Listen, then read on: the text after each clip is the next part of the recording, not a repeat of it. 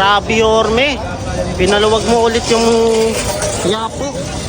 Grabe, oh, nawala yung mga vendors po dito. Sa mga nakakalam, kailan ba babalik yung mga vendors? Actually, inaayos po ngayon kung saan sila pepesto. Ayan.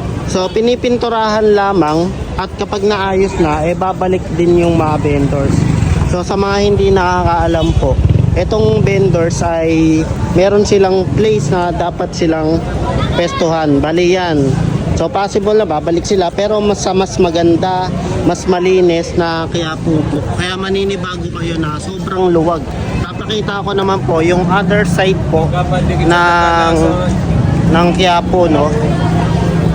Ayan. So pinipinturahan po ngayon yung area po na napepestuhan po ng mga vendors.